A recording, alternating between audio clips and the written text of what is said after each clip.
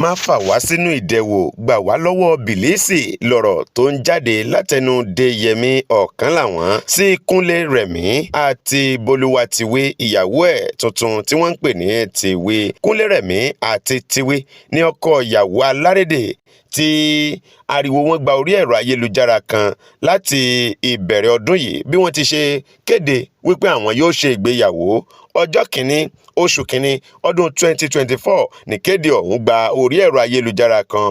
Wọ́n ti ṣègbéyàwó ní òpin ọ̀sẹ̀ tó kọjá lọ bó ti jẹ́ wípé àti Kunle Remi àti Tiwi ìyàwó ẹ̀ ni wọ́n ń dúpẹ́ lọ́wọ́ ẹbí ará àti ọ̀rẹ́ àwọn olólùfẹ́ eré orí ìtàgé tí wọ́n wá bá wọn kẹ́yẹ tí wọ́n bá wọn ṣe ayẹyẹ ìgbéyàwó ọ̀hún.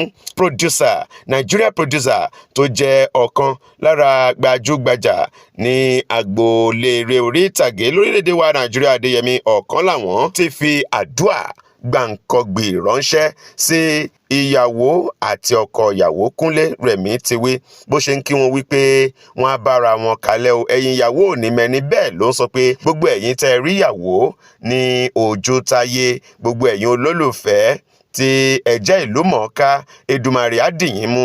Ó wáá fi ọ̀rọ̀ kan gbè é lẹ́yìn, ó ní Kunle Remi Tiwi àwọn ọmọ orílẹ̀-èdè Nàìjíríà yóò dán yín wò ṣùgbọ́n Èdùmàrè yóò gbà yín lọ́wọ́ bìlísì ẹ̀ ní jìn sọ́fìn ọmọ Nàìjíríà.